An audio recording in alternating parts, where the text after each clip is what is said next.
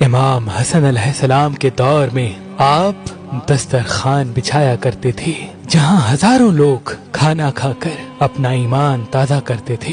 یہ بات عرب میں پھیلنے لگی کہ دسترخوان امام حسن علیہ السلام میں اللہ نے شفا رکھی ہے۔ تبھی غریب اور امیر دونوں ایک ساتھ بیٹھ کے نیاز امام حسن علیہ السلام کھا کر فیض حاصل کرتے تھے۔ ایسے ہی مدینے میں عبداللہ ابن عباس شدید بیمار ہو گئے اور یہاں تک کہ طبیبوں نے یہ خبر سنا دی کہ ان کا علاج ممکن نہیں۔ وہ غمزدہ ہو کے رو ہی رہا تھا، اتنے میں کسی نے کہا، اے عبداللہ کیوں پریشان ہو؟ ہم نے اپنی آنکھوں سے دسترخوان امام حسن علیہ السلام کے معجزے دیکھے ہیں، جاؤ امام حسن کے ہاتھوں سے کھانا کھا کے تو دیکھو، دیکھنا تمہارا مرض ختم ہو جائے گا۔ بس جیسے ہی عبداللہ لوگوں کے سہارے کے ساتھ مسجد نبوی کی طرف جاتے ہیں، دسترخوان امام حسن پہ بیٹھتے ہیں، امام حسن علیہ السلام اپنے مبارک ہاتھوں سے جیسے ہی اسے کھانا دیتے ہیں، وہ اس اللہ کے رزق کو شفا سمجھ کے اللہ کا نام لے کے کھاتا ہے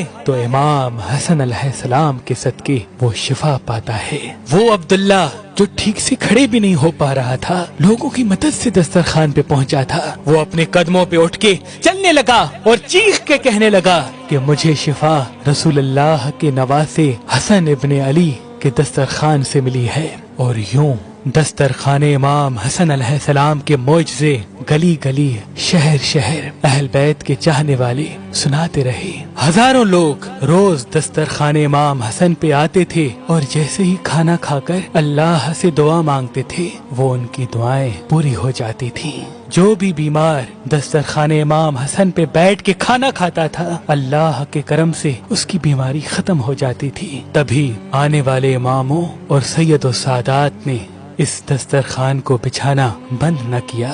قلندر شہباز دسترخوان امام حسن غازی عباس علمدار کے علم کے سائے میں بچھایا کرتے تھے اور یہ فرماتے تھے کہ اس دسترخوان امام حسن پہ کوئی بھی غریب کوئی بھی امیر نہیں، کیونکہ اس رزق میں اللہ نے شفا رکھی ہے۔ شاہ شمس تبریز جب نجف میں دسترخوان امام حسن علیہ السلام بچھایا کرتے تھے تو یہ فرمایا کرتے تھے کہ یہ نیاز جو اللہ کے رسول کے نواسے امام حسن علیہ السلام سے منسوب ہے، اس نیاز میں اللہ نے شفا رکھی ہے۔ جو بھی بیمار ہے وہ کھائے گا شفا پائے گا، جو پریشان ہے وہ کھائے گا اپنی پریشانی سے نجات پائے گا، جو بے روزگار ہے وہ امام حسن علیہ السلام کے دسترخوان پہ بیٹھ کے نیاز امام حسن کھائے گا، اللہ کے کرم سے وہ اپنے لیے روزگار پائے گا۔ اور یوں یہ دسترخوان دنیا میں پھیلتا گیا۔ آج بھی اہل بیت کے چاہنے والے مقدس جگہ کا انتخاب کر کے